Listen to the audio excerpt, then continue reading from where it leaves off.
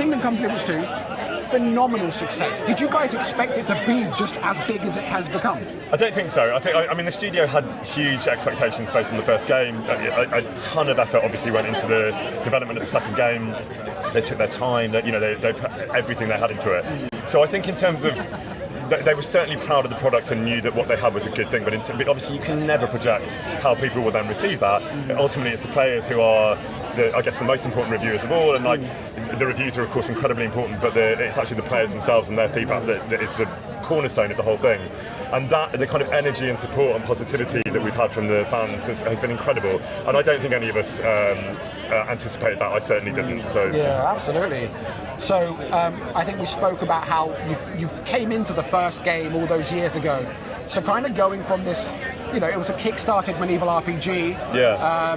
First game was a great success, but then coming in now to talk at the BAFTAs, be on stage at the BAFTAs, representing what has just been dubbed one of the most influential games of all time, months after it has come out. Yeah. How does that feel? It feels amazing. It's like a sort of fever dream, really, because you go. I actually think back to the very beginning of the first game when I flew out to Prague and I had what essentially was a final audition, and I met the core creative team, Dan, and various other members of the core team for the first time. And that just feels like a world away. I felt their energy and their intelligence and their creativity, of course, but none of us at that point. The Kickstarter campaign was still running at that point. So none of it. I'm literally seeing like the word BAFTA behind you and the famous BAFTA mask, and it is like a fever dream that we're actually having this conversation about this game.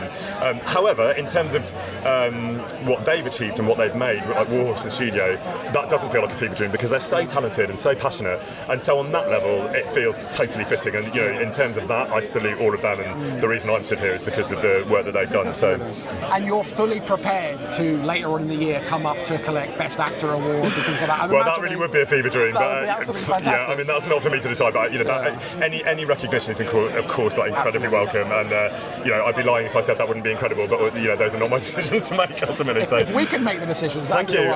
Please, yeah. I wish you were. You said you've just on socials. So you said you just wrapped motion capture, which I assume was for the DLC. That's right. Yeah. So what do you guys do now? Is there more in the pipeline, or are you absolutely finished on this project? No, we're into voiceover now. So that was my last day on the motion capture stage for Kingdom Come Deliverance 2. Right. So that was specifically what that message was about. I think some people thought that it was like more final than it was, but it is final in terms of there's no more cutscenes to record on that stage, and that stage is kind of a home from home of sorts.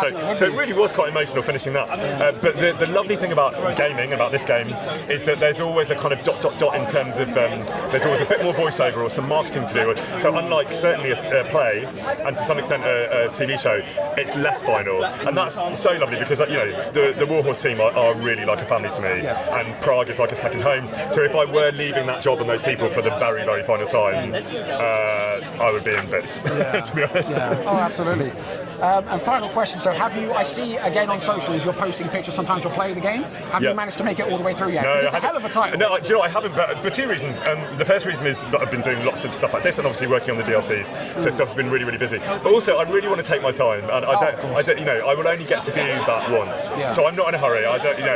If I was racing people, I would never have won that race because there are people who are better at gaming than me, for sure, but who move faster. And I was like, I don't want to get into that race with like fans or anyone else. I just want to take my time and really enjoy it. But I really enjoy it. I mean, the kind of experience of going from cutscenes that in some cases we shot like 5 years ago during COVID, and sort of the memories that triggers from your real life and remembering shooting them, and then seeing it realised in this incredible cinematic way that the devs have done, is really moving. So I want to assimilate that and take my time over it. I don't want to kind of rush through it. So. And are you going for more of an evil playthrough or a good playthrough? How are you? I think probably an evil playthrough when it gets there. I haven't got to a point of making such kind of strong decisions that will influence that yet. But I think when we get there, I mean, look, I'm not going to anticipate. I'll play it in the moment, but I think I'm going to be a bad guy. There are some pivotal moments you could pick a bad choice. That sends it off a completely different branch. I want to see Mark part. I'll tell you that much. I want to see that scene. Oh yeah, that was flawless. Have you got there yet? The whole, I raced it. I had the game. I was really fortunate. I got it a month early. And I poured every waking hour that I had spare into the game. Good, I'm glad. All the way through those sequences, how it ended,